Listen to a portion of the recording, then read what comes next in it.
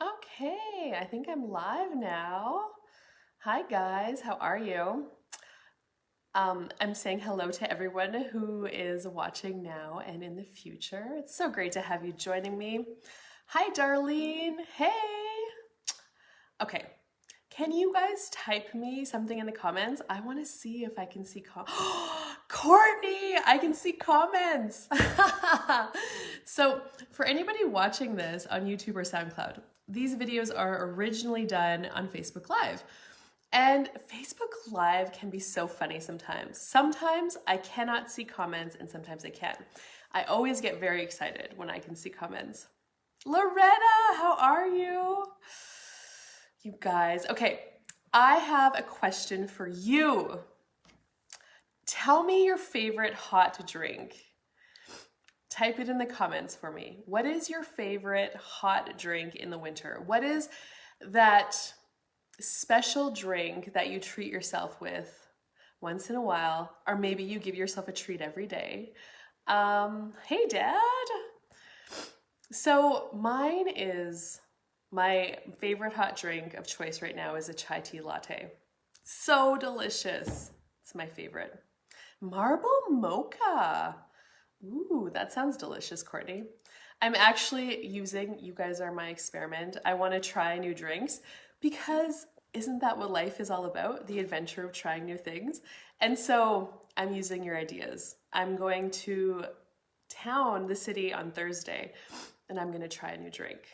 So tell me what your favorite one is. Okay.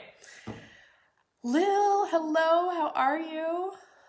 So for those of you that might be watching for the first time, Robert, hello. I'm Catherine Oster, and I'm a certified facilitator with Access Consciousness. And these weekly coffee chats are about the tools of Access, how I play with them and use them, create with them in my life, in my business, and how you can start to, do that too if you want to. Hot water with peppermint oil. That actually sounds really good because sometimes I don't want sweet things. And I like that, Loretta. Thanks. Salted pecan something. That's awesome. Salted pecan. It's all good. So, for those of you guys that are just joining, I'm asking everybody, what is your favorite hot drink in the winter? What do you love to cozy up with? That is a treat for you. Aha, boring, I know. I don't think it's boring, Loretta. I think that's really cool. Okay, anyway, what I really wanted to talk to you guys about today is business.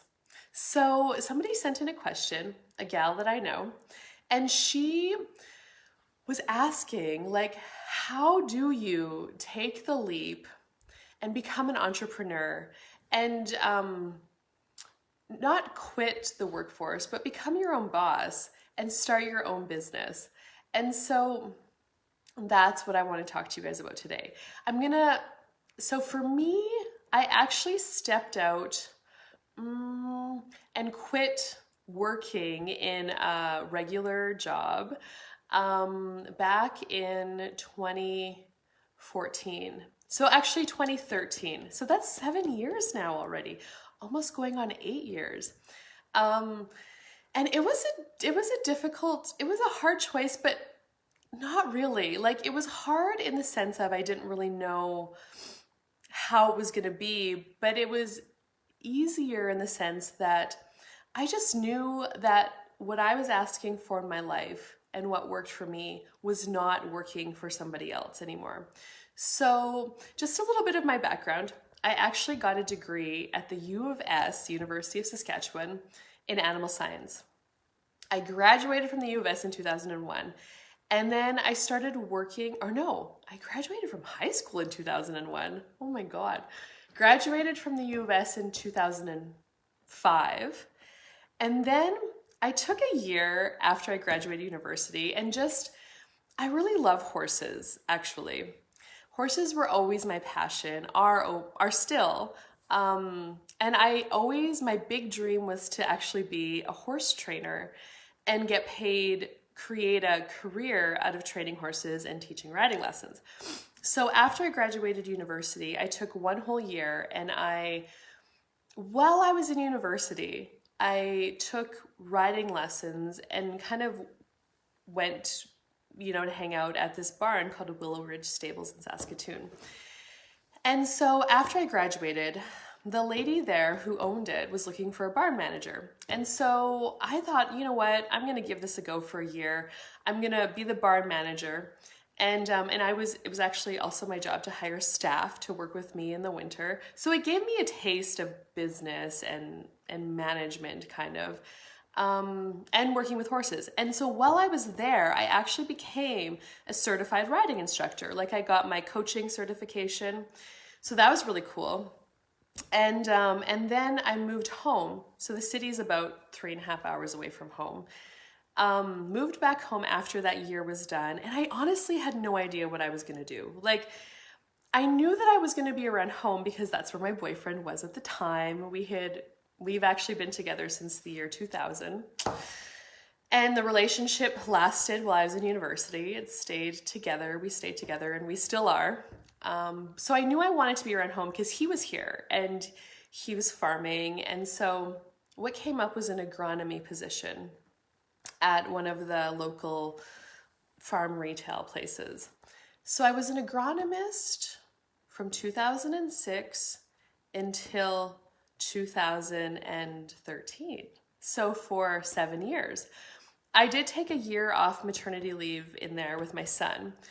But after I had my son and I went back to work, what really wasn't working for me was that I didn't see him very much. I worked, even going back to work, 4 days a week. And then I had this passion of wanting to teach riding lessons still and do horse training. And I was trying to do that while I was still working and trying to be a mom and a wife and all these things in my life. And it drove me crazy. It was so much. And my paycheck at the end of the day wasn't satisfactory for me at all. I also had another big dream of building an indoor riding arena. And when I calculated what my paychecks were, so at the end of my agronomy, I was making about $30 an hour. And then I would get paid every 2 weeks. And every 2 weeks, about half of my check would come off to taxes. And that would frustrate me. And then I started doing some research about how much money I needed to build a riding arena and what my payments would be for, a mortgage payment would be to have a riding arena. And it was probably just over $1,000 a month is what it is. And I'm like, well, I can't do that. I mean, I'm making this much money right now with my job, this much salary. I'm working my ass off teaching riding lessons on the weekends or the evenings when I can, outside, like in the elements, and I'm also horse training. At the same time, I would come home and work the horses in the dark, in a yard light, in the snow. I was working hard. When I look back, I was like, man, I don't know how I did that. But I loved it, and there was this drive, but the numbers weren't adding up. So I couldn't support myself with what I dreamed of living as a life with this job that I had. Plus, I wasn't at home with my kids. I'm so lucky I had my mom. Like, she looked after my kids for me, but it wasn't the same. I was like, what is the point of having children if I'm not even there to raise them? And this just is weird. It just doesn't work. I guess there was something about it that I knew something else was available. And but I started while I was working at my job.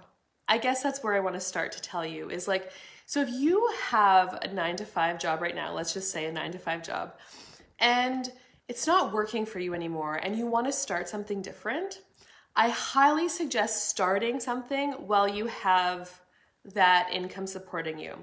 Now, you're going to be really busy, but the question is, are you willing to do whatever it takes?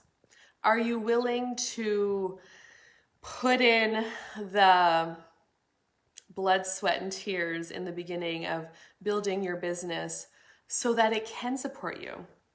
A business is like a baby, actually. In the beginning, it takes a lot of time, a lot of care, a lot of nurturing, and it's not really paying you back yet in money, let's say in cash, in clients, in whatever. But are you willing to grow that baby, and within maybe 5 years or 6 years, or maybe even only 2 or 3 years, your baby's growing up and it doesn't need you as much, but it also then starts contributing back to you in the form of cash and such. So, looking back, I can see that in the beginning, my business, it was taking a lot. Not a lot of people knew who I was as a horse trainer or a coach. I was also working at getting myself out there more. Now, I'm going to use the horse training as I have a few different businesses for those of you that are wondering now. But now I've built up a clientele. People have been talking about me enough that it honestly supports me. Like 7 years. So I would actually say, if I'm honest, I started teaching riding lessons back in 2006 when I was in Saskatoon. So I guess it's been like 14 years. And 7 years of having it support me financially on its own as well. And I don't put a lot of effort into it now. Like, yeah, I teach the riding lessons, and I do the horse training. But other than that, in terms of getting clients and posting a lot, I don't actually. They just seem to find their way to me. I've built a big enough base, and people, word of mouth spread so fast, but it had to start somewhere. In the beginning, nobody knew who I was, and I was doing a lot of advertising and talking about it. So that's grown now, and it supports itself, and it also supports me. So that business is 14 years old. It is a teenager. It's working for me. It's great. Now, so where do I want to go next? Okay, so I also have another business. I'm an Access Consciousness certified facilitator. I became a certified facilitator in 2018. So it's new, it's only 3 years. And this business in the beginning was requiring, and it still does, it takes me more time. Right now I'm building the base of it. I'm putting a lot of energy into it. Only in the beginning, I didn't have anybody really. Like, I had to build a clientele and get my stuff out there myself. Now, I didn't have the money to hire somebody to help me promote myself or advertise myself. I had to do it. And it takes just a lot of time and a lot of consistency. That's another thing. Consistently choosing to put out classes, to offer sessions, talking about it, trying different things very consistently. In the beginning, it looks like nothing is happening. In the beginning, it's easy to quit because you feel like nothing is happening. But are you willing to commit and to be consistent in the creation of? And now, 3 years later, I do have people that book sessions with me. I do have people that show up in my classes, and they continue to grow. But I did have the support of my horse training business and some other sources of income to support me while I'm growing this one. Okay, but when I first quit the job, the agronomy position, I actually went on a maternity leave with my daughter, Helena. So she was born on March 1st of 2013. And I already had an inkling when coming up to this mat leave that I was not going to go back to work at another business like that. It just wasn't going to work for me with 2 kids. And we were also full-time grain farming, my husband. And so my job as an agronomist was very busy, and he was very busy, and we didn't see each other. Like, it just wasn't fun. It was so hard, and both of us were not very happy. Really, it wasn't worth the money. And plus, still wasn't enough money for me to have this. The indoor riding arena was my huge thing back then. Anyway, so 2013, I went on a mat leave. So I had support in the form of an unemployment check from the government, which was, it was it was a good amount. It was like $900 every 2 weeks. So it wasn't my full wage, but it was something. Plus, I didn't have to go to work. So, yes, I had a baby and I was looking after her, but I had a little more time to devote to growing the riding lessons and the horse training. And that's what I focused on first. So I started doing that. And by the end of my unemployment, my year-long maternity leave with my daughter, 10 months in, I grew enough of a steady, regular income that I could say no to not going back to work and have that unemployment go away and be okay. So I did that. I chose it. It was the most exciting, exhilarating day of my life and uncertain because I'm now at the effect of other people. Like I am my own. You know, there's not going to be that regular anymore. It brought up a lot of stuff for me. Also about that time in my life came the tools of access consciousness. So I really worked those tools in this business, staying in the question with money. I did the How to Become Money workbook. I did so many things with money. And really, really, it's created just that choice to let go and jump off the cliff. Yes, there have been times where I didn't know if I was going to be able to, for sure, make the payments. I didn't know if I was going to be able to continue in riding clinics because that was for myself to continue my own training. And my mom and dad told me that they would support me if I needed it. So I also had them. But I never asked them. Like going to riding clinics, I'm like, you know what? I'm doing this on my own. I can. I'm not, like, I got this. I can do it, whatever it takes. And the money would show up somehow in the form of clients or another horse or whatever way it could. And my parents did help me. You know, they helped pay for hotel rooms and stuff because my mom would come and look after my kids while I was riding in a clinic. But, and then it's just gotten greater. And so it really is the choice to finally leap when you know it's time. And in the beginning, what can you start choosing now to start generating to grow your baby, your business, so it can grow up? And then in a couple of years, or maybe only a few months, I mean, who knows, it can start to support you. And are you willing to, even when you don't see anything, a return on your time or a return on your investment in the beginning, are you willing to stay committed and consistently keep choosing it? It's funny because I have a new gal coming out to trim my horse's feet. So she's a farrier, and she came last week, and I was chatting with her because she also is a mother and she also used to work at a business, a 9-to-5 job. And just in the last year, she's also quit and made this farrier service her full-time job where she makes her own schedule, she charges her rates. And I asked her about it. And she actually, what drove her off the cliff into creating her business was COVID. So she, again, also like me, had started like a few years before learning about becoming a farrier. She took her training on the weekends, and her drive was that there was no farrier in her area. So she could see an opportunity for a service that could become, it is a valuable product in her area. So she took the training. She started the same as me, working her job and also taking on these farrier clients on weekends and evenings.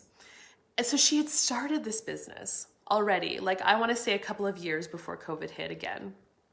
And then when COVID came along and her kids, the schools shut down and she couldn't afford to pay daycare plus her bills with her job. So she said, well, I have to quit my job and stay home and look after my kids because that's what is going on right now. And then she started aggressively building her farrier clientele, talking to people, getting her name out there, and she's built it. It's been a year since COVID, so 11 months, and she's built her business. But again, she started it while she was still having her job, if that makes any sense to you guys. So it's possible. But what holds so much of us back is the fear. What if the fear is actually excitement? You know, with my horse training business, I didn't start my CF business until 2018, but the riding arena is here in my yard. It has increased my income. My income has actually gone beyond what it was as an employee. And it pays for the riding arena. It also supports me in my life. And then I have another business that I'm growing also to support me in my life. And so what else is possible beyond what you could ever imagine? Yeah, and are you willing to trust? And are you willing to be resourceful? Like I worked with some coaches while I was going through this process that kept me in the mindset of I can do this. I got this. I can ask questions, because we can be our own worst enemy. Our brains drive us crazy, worry, and that actually destroys what we're creating. But if you can keep the mindset of I got this, I'm gonna do it, whatever it takes. Like I was paying a coach like $500 a month. I would chat with her weekly to keep my mindset on track, to keep me having action goals, action plans, taking action always, to keep me accountable. And I made enough money to pay for the coach, plus support myself. So you have to be resourceful. You have to find what works for you. And I offer sessions, and I would, you know what, if you're watching this, I haven't created it yet, but I would be happy to offer a coaching package. I did something like that last year. Anyway, what else is possible? So that's my chit chat with you guys today. If you got something out of this video, I would be so grateful if you wanted to share it and spread it around. Thank you for showing up. Thank you for watching this, whether you're watching it now and in the future. And what else is possible beyond what we could ever imagine? All right. Bye-bye for now. I'll see you guys next week, Wednesday, 1 p.m. Central Standard Time for coffee chat. And I'm going to try one of those new drinks tomorrow. So if you're watching this, type me your favorite drink in the comments. Okay, bye-bye.